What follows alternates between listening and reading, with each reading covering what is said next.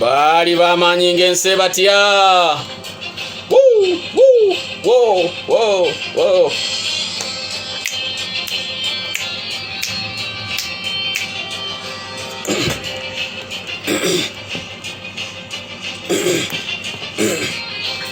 Tugenda buterevu mukwano gwange engeri sente gye zaaviirako omusajja mukulu okutendewalirwa emmeme n'atunda basajja batabani ba Saddam Hussein amasasi ne gaba take a moment. Bali bamanyi ng'ense batya. Udan Hussein bakabulaza mwena bagayi ne banagayi amajja ag'okutaka 100% ground force. Agambye atya General Jumongo Bali Kagoma okawanda agambye ata Sharif mwale kubanga mutumbude embo tikiza of course nemba nafa batugoberera butulele ku kitimba mwebale kubanga kwe muli tegeeza ne munonti kakati wano www wano waliwo waka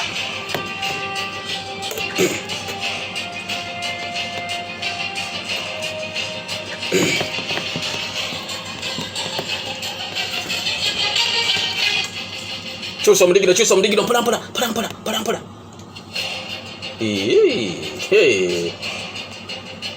Munange kati tutuse ku nsonga eri Ude ne kuse batabani ba Saddam Hussein gwe gwali omutima Ude gwe gwali omutima gwa Saddam Hussein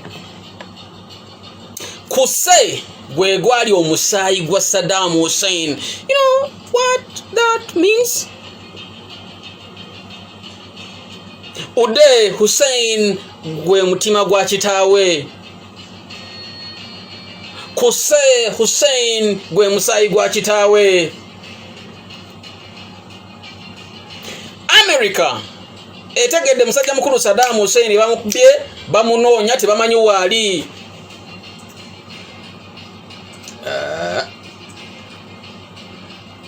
Bateekawo ekirabo kya mitwalo kya bukadde $30 aga dollars za America. Kino munaabibala sente nyingi munazibala nga program ewedde $1 million $30. Naye kyoba omanya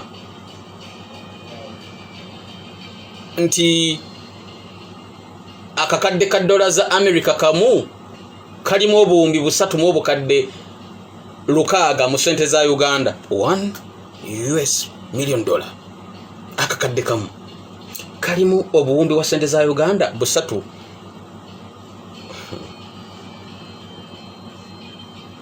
mu obukadde 600. Kati obuwumbi obukadde 10 nga bulimu obuwumbi 36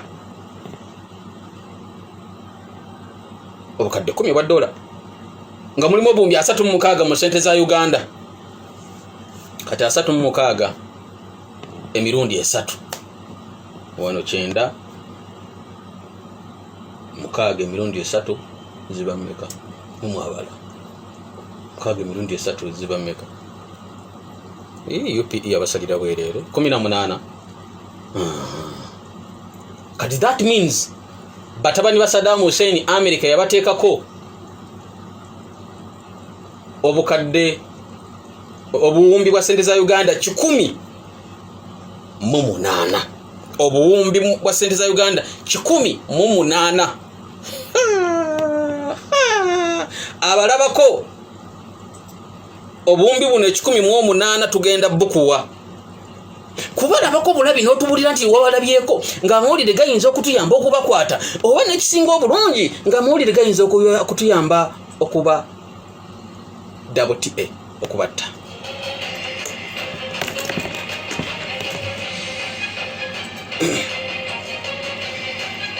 Lengera ekino kiri public buli omu akimanyi nti mu sente za Uganda obuwumbi 18.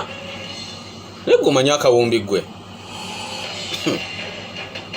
munange mu kire kyakeesa Mande nga 21 July 2023 bannange agisoko kyuse no mudigido kyusa mukone ku mudigido abantu basooke bategeere ebizibu ebiri mu dunia zikiza omulundi gumu zip kati soko tekemu guliwa wakati wano nze nkirimu wano leero musajja yagenze naye agamba mbafunye bimukutte kati nebegerako akayala tegwe maama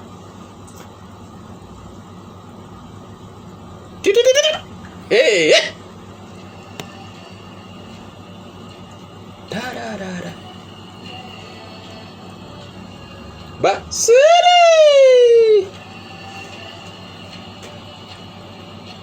na ennaku z'omwezi 21 ku Mande omwezi gwa 7 nga guno 23 omusajja Nawaf Al-Zaidan nagagga bijodolo binyonkondo omukuba gagga abe Iraq boyogerako gwerowoza ku mugagga wa Uganda yenna ono enjawulo gye yali alina teyali mugagga wa bulijjo nga is a close friend of Saddam's family nga wakinyinyo ku family ya Saddam Hussein abanene mu buyinza kigambibwa nti yali kazini waabwe kizibwe wa Saddam nga abalinako Oluganda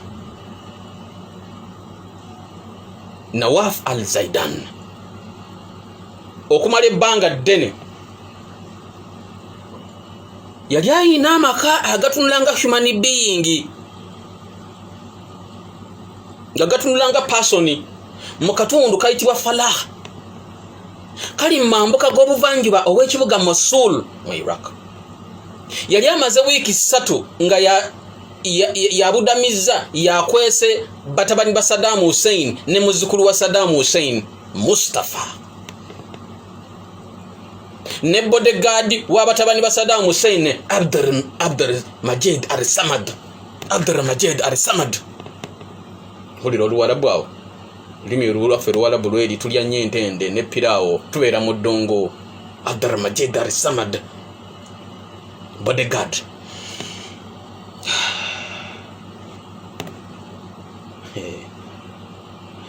kigambibwa nti bano yali abalina baddukira ewuwe ng'ennaku z'omwezi lumu omwezi ogw'omusanvu baba bakamalayo wiiki 3 Nawaf Al-Zaidan abaddukira ewa mu makage agalabika obulungi ennyo mutabani wa Saddam Hussein ne mutabani wa Saddam omulala mutowono omukulu Hussein ne mutabani wa Hussein kitegeeza muzzukulu wa Saddam Hussein Mustafa ne bodyguard waabwe yali abakuuma Abdul Samad bonna bano abakuumye abakwese mu katundu akayitibwa Falah mu mambuka g'obuvanjuba bw'ekibuga Mosul wiiki 3 ekiro kino musajja mukulu nagagga bijodolo Nawaf Al-Zaidan kiro sone ku mudigidaawo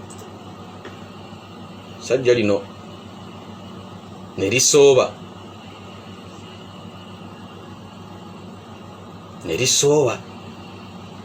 mpola nga teri balaba mpola lyabaleka beebase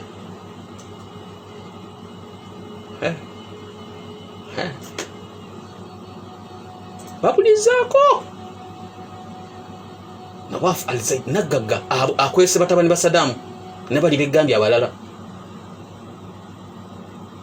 n'agenda ku nkambi y'amagye ga America 101st Airborne Base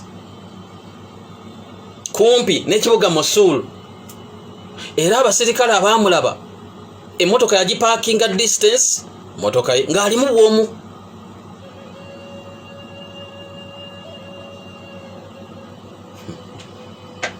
n'avaamu abasirikale ne bajja nga boona otuuka ku checkpoint ne bajja budde bwakiro tebalina gubasuubira tebamumanyi naye gwayagala tamumanyi naye alina kyagamba bwe yava mu mmotoka naggalawo n'awanika emikono mu bbanga ng'atambula agenda eri abasirikale bano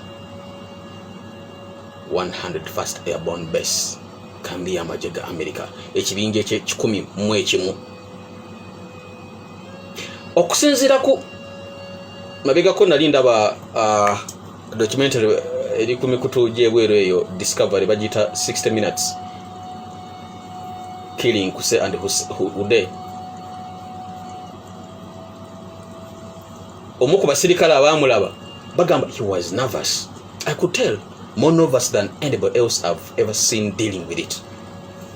Yet he had confidence in what he said, more than most of the other people. He had exact locations. He also could tell very good descriptions on Kuse and Ude as well, their habits. He told me what exactly they looked like. And to us, this was gold. This is what we wanted all along. Njogedde Luzungu omuzungu Omumerika bya yogera kono omusajja katuteke mu Luganda oli agamba aji naye kiki naawe kati sebo oluzungu olutubwa tomanyi ffe tuli bakabulaza majega akutaka baba siri vunula gwe haji kale baba ogambye mukama wange kandeeta waka mu Luganda tegwe gwe boss. Hey. Okusinzira ku documentary ngugeje gye nalaba ku bino, omu ku basirikale ba America abaafuna omusajja ono Nawaf al-Zaidan agamba nti yali atidde ng'akankana. Mu butuufu nali nsobola okukiraba ku ngeri gye yali atidde nnyo nga sirabanga muntu atidde akankana ng'ono ku kino kye yali alimu. So nga yafuna obuvumu n'obugumu obutubuulira byonna. Era twakakasa nti byali ayogera byali bituufu okusinga abalala bonna abaali bazze nga balina byebagala kutugamba.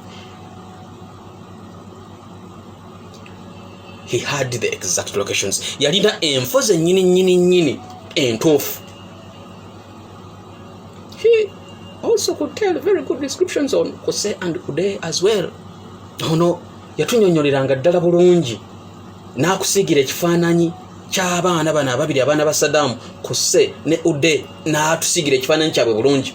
Their habits, empisa zaabwe n'enneeyisa zaabwe. He told me what exactly they looked like. Nambuulira bafaanaganira ddala batya. Gye twali kuffe ono kye yatuwa yali zaabu.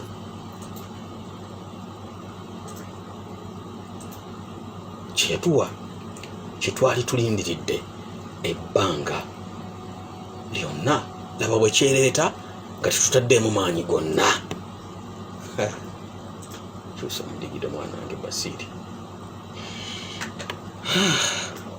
Gayi abo waddeyo Basi Dunia ye program nze Haji Kaziwe Bashir Mbazira KBM Live si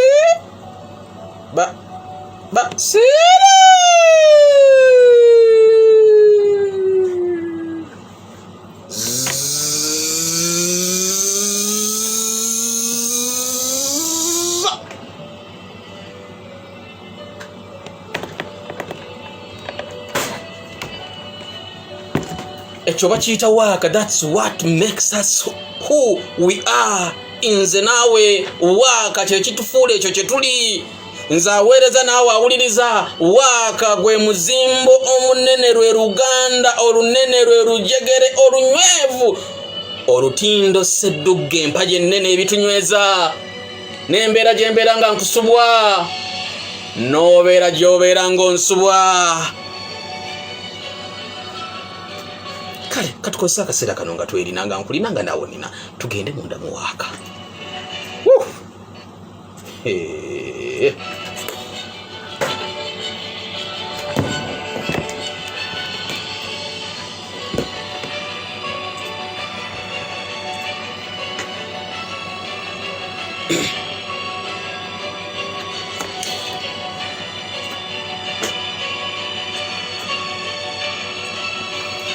Monange omusajja amaze okubabuulira byonna. Abamerika baali mu kaseera kazibu nga bakakasiza byabagamba, but they wanted and they needed to take an extra step. bayagala era bali betaaga okutwala ekigere ekirala mu maaso kakasa ne bamutwala ku gibayita lie detector test okuzuula byayogera obanga bituufu n'agiyita ekigezo ky'okulimba yakiyita. A decision was made to send a detachment of US Special Forces troops to apprehend the Saddam Hussein sons, Ude and Hussein.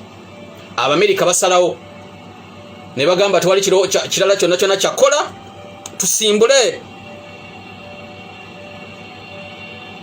tugende tetugenda kunoonya batubuulidde we biri ebitereke abantu tukole kye tuteekeddwa okubanga tukola. Nkubuulidde bino byonna omusajja abawaayo ekirongo 21 omwezi ogw'omusanvu nga guno omwaka 2023 Amerika te obudde olwakya munnange bamaze okutegeeza bakama baabwe mu Amerika ekirowoozo kizze amawulire gasaasaanye mu intelligence circles. Aba Saddam tebamanyi ne Saddam tamanyi n'abaana tebamanyi n'amagye ga Amerika amalala agali mu Amerika mu Iraq tebamanyi. Enkeera ku makya ziri sawa nnya sawa nyezi zino dakika 27 tuddeko emabega katono nnyo ku 27 eddakiika eziyise ku sawa nnya tujjeko eddakiika 10 zaali sawa nnya eddakiika 17 ku lwokubiri ogw'omusanvu 23 ku Tuesday. Omusana gwaka omusana gw'omu malungu eyo ogumanyi muganda wange omusana ogwaka mawanga g'Abawarabu zibeera sawa 2 ez'okumakyangolooze baguli 8 sawa nnya omusana ogubabulira ddala obulungi mu nseene y'eddungu tuli mu kibuga ekyokubiri mu bunene n'obukulu mu ggwanga erya Iraq Mosul.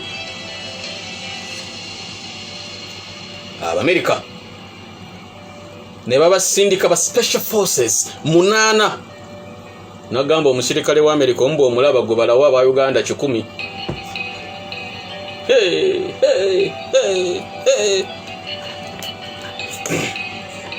Basindisa abasirikale 8 special forces okuva mu task force 121 ne bawerekerawo ne infantry abasirikale abalala 40 okuva mu 101st Airborne Division ne bagenda mu katundu akayitibwa Falah ne beetoolola ennyumba yonna eya Nagagodo Nawaf al-Zaidan. Mugaga olwamala okwogera ebyo yagamba nze siddayo eri ku nnyumba yange bano gye basula siddayo nze kasitamba kasanze mbawadde waaka.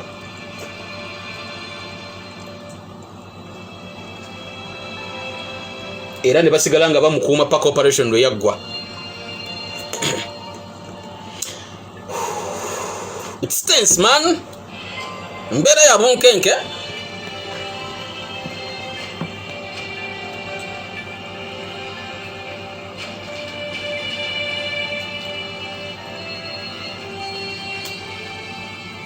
Abasirikale ba infantry 40 be bagenda okuwa cover abasirikale 8 special force abali nokola operation enyumba bajetolodde. Bwe bamalo gisalako sawa ziweze katinyane dakika 2 eri mu dakika 3 ezali ziseewo kino bali bamaze kikola.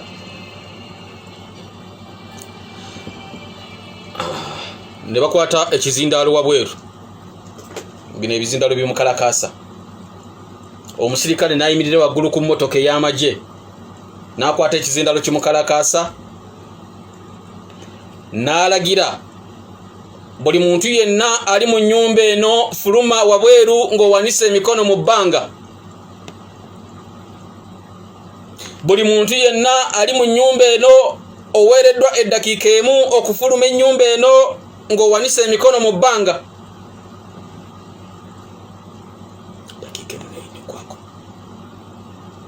Okulangirira okusembayo omuntu yenna ali mu nnyumba eno fuluma kati ng'emikono ogiwanise mu bbanga. Akasiriikiriro kakibeere ekiyenje tekyafuluma. Bayogera bino nga bobyogera mu lulimi Luwarabu kuba baali bamanyi beboogera nabo Luwarabu. Amerika nga balina abatambula nabo bamanyi ennimi ez'omu bitundu gye bagenda. Amerika n'amala jja wano ng'ayagala genda wali waffe Kaleero oba wali Mulago oba Wandege yawo mu Katanga mu bakomanda bagenda mu Katanga afuna omuntu ayogera olutoolo. bw'abaana agenda eri waggulu mulago mu kifumbira ajja kufuna omuntu ayogera olufumbira nti ate Abamerika batutegedde bati that is called intelligence. Ebirangiriro bisatu ebirango bisatu ne biyita Amerika agamba bate bategedde katugumiikirizeemu kawayise eddakiika 5 baddemu ne bayise ekirangiriro kyekimu. Buli muntu yenna ali mu nnyumba eno fuluma wabweru kati nga owanise emikono mu bbanga. Nothing happened. Ne bagatako eddakiika 5 z'eddakiika 10 almost mu budde bwe buti bwennyini. Tiimu y'abano ba special forces 8 aba America ne bagenda ku nyumba bayina emmundu mwana wa maama zesirabanga kebere filimu Abamerika ebimu babiri na babyekumira tebabiragana mu filimu.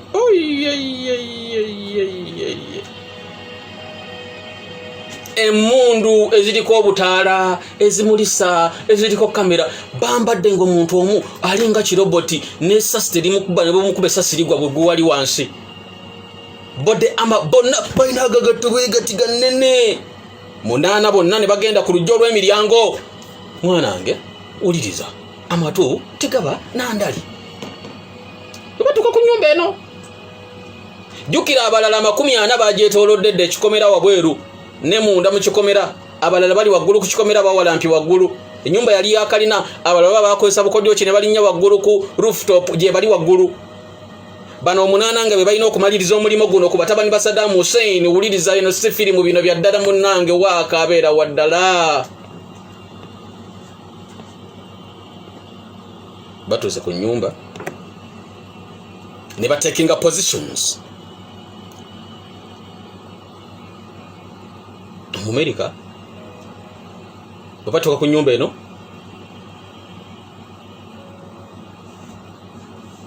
ne ba kuluji ne ba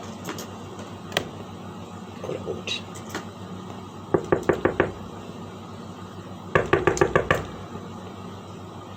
ne bakonkono mulundi ogwokusatu nga tewali kanyego.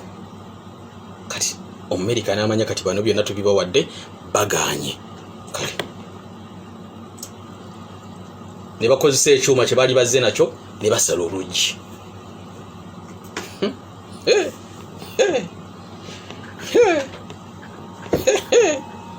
Mama olire enjoka bwe zitokota abali munda.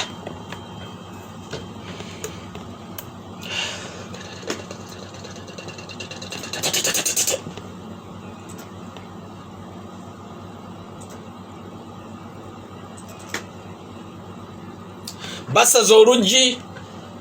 Can I have a different mudigido from this? Yes, you can. Can I have it war? Oh yeah. Leta ogolutalo. Leta kuba kati bayingidde munda. Bayingidde munda sawa ya actioni. Ndabika nze nduddewo n'okulwawo abasajja bayingira munda essaawa eyo baayanirizibwa okubwatuka kw'amasasi okuva mu batabani ba Saddam Hussein abaali babakuuma.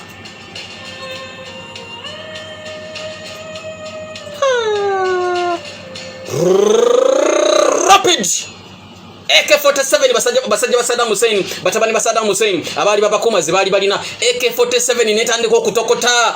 Abamu baali wansi wa ntebe nga gye beekwese abalala mabega w'enzigi mu nkuubo. Batabani ba Saddam Hussein baali ne bodyguard 6. Ndi ogwasookera ddala yali retreatinga yadde emabega yatya. Saddam Hussein abaana be nga bakuba emmundu boyi nga abaana balina mukono abaana nga balina waaka ddala mutuufu gwe gwali omutima n'omusaayi gwa kitaabwe.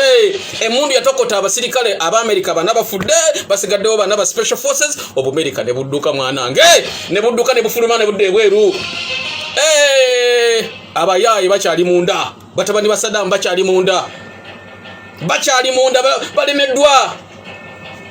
N'omwana Mustafa muzzukulu wa Saddam Hussein myaka 14 yayambadde emmundu enkebete. Ku ssaawa 4:45 Abamerika batumya bakita reinforcement bagamba bayi ono gwe twalumbye tetumulabanga ko mutuweereze reinforcement mutwongere ebyokulwanyisa sawanya sawa 5 dakika 45 olto lwagendera ddala sebo abagenda kunya ku sawa 5 dakika 45 Kiowa OHD 58D ame helicopter nezituuka waggulu ku kizimbe kino nezitandika okwebungulula bano abamukono special forces America balemeddwa tebafanga kiyenje batabani ba Saddam. They are putting up a very big fight and a spirited fight. Ne bakozesa machine gun, ne bakozesa rockets. Bategeera nti abaana ba Saddam tetugenda sobola bakuba na mundu za fezino kazibweze yagambe ne mu films zetwalaga tuweereze ennyonyi tukube rockets ne machine gun. Abaana baba kubanga batebani ba Saddam Hussein baba kubanga ennyonyi ziri waggulu mu bbanga bano ba infantry betolodde bamaze n'okuttibwamu Abamerika abaana bafudde n'abalala bakubiddwa abaana ba Saddam nga bali munda batokosa nkebete oyinza okuloza olaba John Lembo ne Schwarzenegger kubulako Jackie Chan na Jet Li Mogere kubate gwali yo bali ba mundu.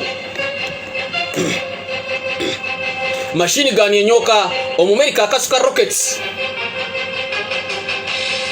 batabani ba Saddam nabo ne bakasuka grenade nga baziyisa waggulu ku bati oba ku roof waggulu ne bakasuka grenade sigamba ono omuyimbi omuvubuka gwe bagamba simanya bakaza bakula zino mundu si mundu kati ulira grenade ebibaluka botwale nga bomu ne babukasuka ne bukuba abawerako ku America abali wabweru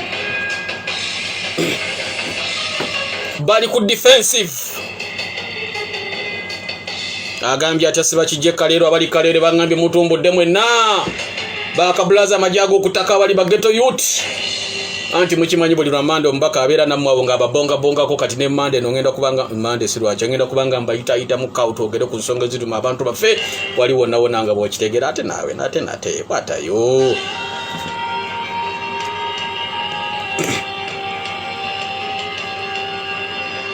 Kati labayo abasajja Abamerika baleeta ennyonyi zegambye Kiowa OHD-58D helicopter zikubye bakozeseza machine gun biganye bakozeseza rockets biganye abaana ba Saddam bali munda kusaawa 7 gwennyini lunaku lwa kumeka luno on a Tuesday nga 22 ogw'omusanvu 23 kusaawa 7 nga bakamale sawa 3 bali mu operation banoonya baana ba Saddam tabayina n'omu yadde go bakubye yadde okumusala ko olwala abaana bakyali intact. Chusa omudigido haji chusa kati bawa wano wetulaga kwagwegamba tugenda kufa. Chusa omudigido muliwa ompoza mpola wai mpola ondetera okuwola chusa omudigido haji sakala kuwola olutawo kati olira nawe biki ebyo nawe byo haji wobadde otya haji waka digido janga ndi munange sikyatuula mu byuma kakati ojja wano ogenda okusanga ku digido gwabeeranga mu bundi nga mwinja yagulyamu ebinyeebwa awo mpola ompoza bakiteekamu ogwa imbube tutambuliraawo mpoza hajowola kitu wola fidemba buyaka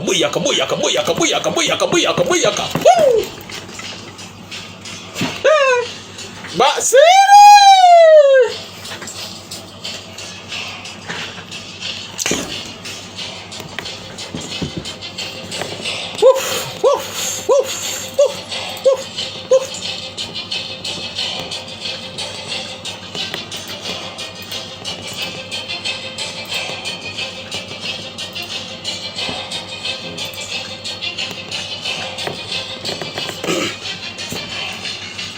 batabani ba Saddam batabuse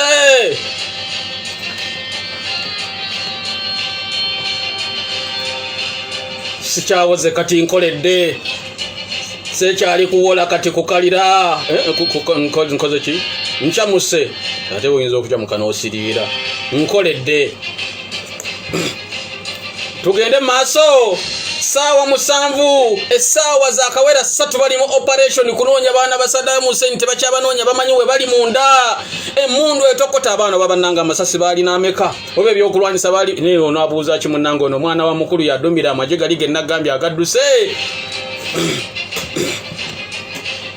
tuba tukyali awo America enyonji yali erese gye nagambye bagita batya gye nagambye Kiowa OHD-58D yalemo kola America ne baleeta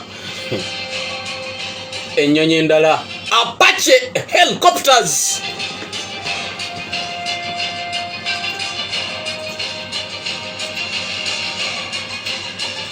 mwana alemye ne munalemye mutabani wa Saddam akuba ne mutabani wo mulala akuba no muzukulu wa Saddam akuba abaana aboluganda bakona abemikwano kukuba family enfuntuzi tata yeye kwese tutumanja ali Saddam amaso gafe gali kubana. All eyes are on Qusay Hussein, all eyes are on Uday Hussein ne muzukulu wa Saddam Mustafa lengira waka Apache helicopters 3 America bazitumya zino zava Baghdad ne bagabaye bano tebalina yadde motoka bali bunda ne batulemeredde muwereze Apache helicopters ne zikasuka missiles ezekika kya TOW TOW missiles ne bawereza missiles zino 12 missiles 10 1 missile esoka ne bawereza eyokubiri ne bawereza eyokusatu ne bawereza missile eyokuna missile 10 Omumerika ze yakozesa okuba amakagano omwali abana ba Saddam.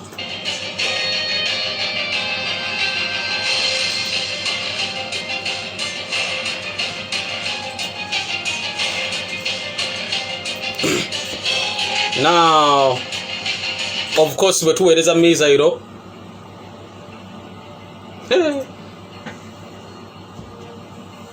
This was the moment. Akatambi kali kakyuse enzingulula. Tulu.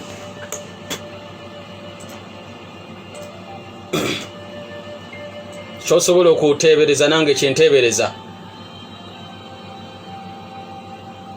The resulting explosion okuwatwa kuno okwava mu missile zino munnange 10 bazikuba kizimbe bano mwe bali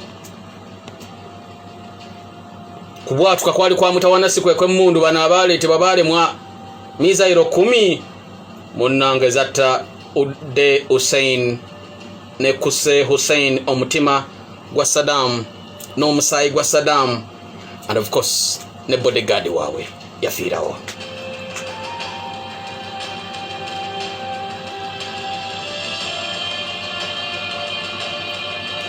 Naye munnange bano babanga bafa ennyumba yafuulibwa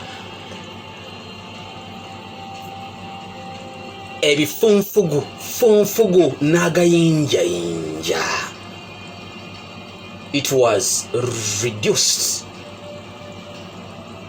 to rubble. Enyumba eno yafuuka yakuba yona neesaanawo paka ku musingi eyali yakalina ey'emyaliro 3 yakuba neesaanawo olwa rockets zino ze baakasukayo ezitatta abaana bali olwa missiles 10 yonna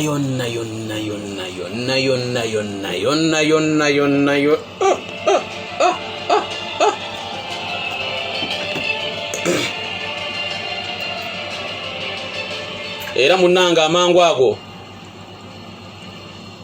Abamerika wano nga bamaze okukola kino they were not sure tebali bakakafu nti basse baana ba Saddam Hussein lwaki obukugu bwe bakozesa abali munda okwerwanako bwasuka ku Amerika kye yali asuubira ne bagenda ne batandika ne baleetaga motoka ne gatandika okwerula enfunfugu zonna okulaba ba wali abalamu munnange ebintu bizibu. Omwana w'emyaka 14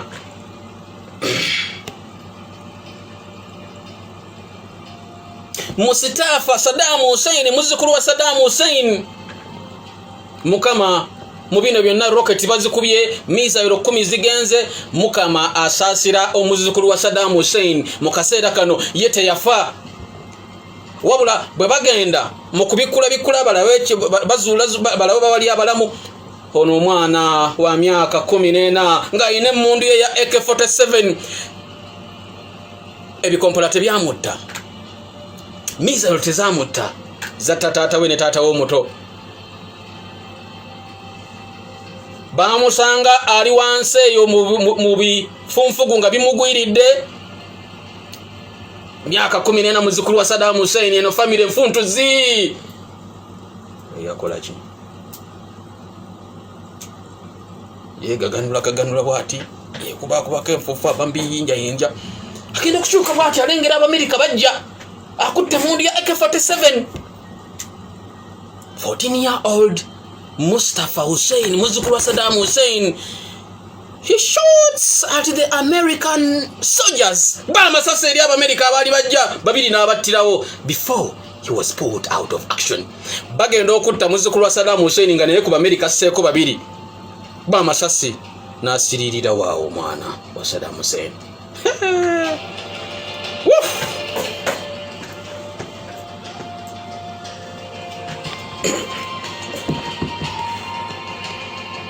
Munnange nakugamba waaka kyekitufuula kye tuli nze naawe.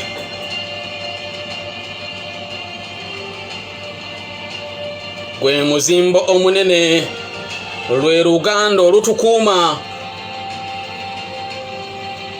Nobeera gy'obadde noga kibulamu baby. Nembeera gye mbadde nga bakabulaza bange bayonta beetaaga waaka. Oluganda olwo, omukaano ogwo, okuwuliziganya kuno, obunywevu buno bye bitukuumira awamu nze naawe omuwuliriza waaka. Woo! Woo! Woo! Woo! Woo! Woo!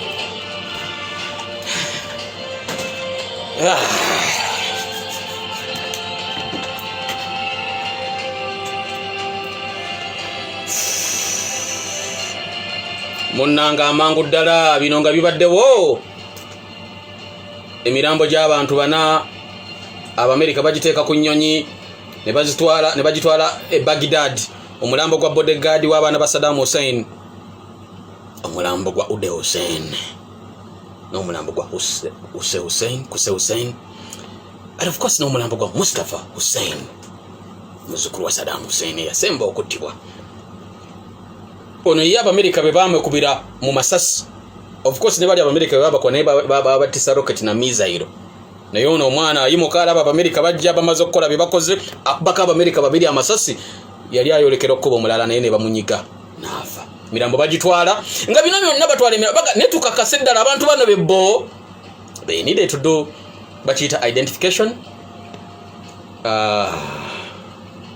Ne bakola ne DNA testing ne dental records okakasa, otherwise kyabayitirako nga bagamba bano abantu betulwana nabo si Saddam yabazaala. Kana ak'emyaka 14 kefudde kiwaji bagenda okuzuula nga tebayinza kubanga bazaalibwa omuntu omulala yenna okujjako Saddam Hussein.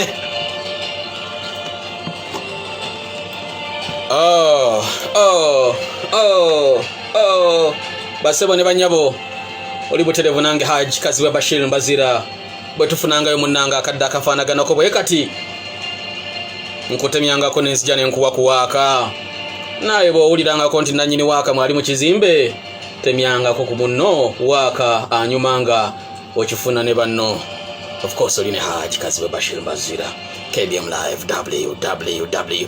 Bagamba olugero lw'obudde terulimba, the story of time never lies. Era bwe kityo bwe kiri onanzikiriza nawanika omukono mu bbanga nga naye bona akola Jizubairi Kalero n'abalamwe namwe n'abantu abali ku zibucha mwe bali kubanga muliza bakabulaza baboda boda abataxi mwe namwe n'abatembe iyo nayo naje muli bamami bagayi ne banagayi bachudule ni bafa bali waka mukasera kana ko mugalo. I know you pick some lesson namwe banaffe abali ku kitimba wonna musinzido kubanga banaffe mu bugoberera mwe bali kubanga kwe muli Saddam Hussein. Woo! Of course olina Haji Kazibe Bashimba zita nagabo uliranga njogera bwente mu budde nga buno manya nti tuwanika mukono mu bbanga nga tetulina gwe tugenda kulwana naye kuba energy levels ziba bagulu kale nasibulancha lero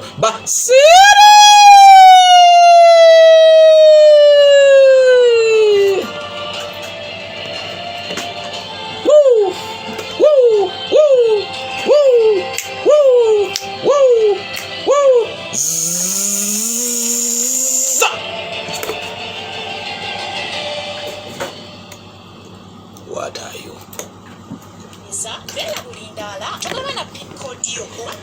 Bane mwe bali kubaako kyaleero bwe kitwe kibadde mwe bali nnyo mwe bali ddala kubanga mubaddeko akablaza amajago ku ttaka kale katulinde omulundi oguddako akume. Thank you so much.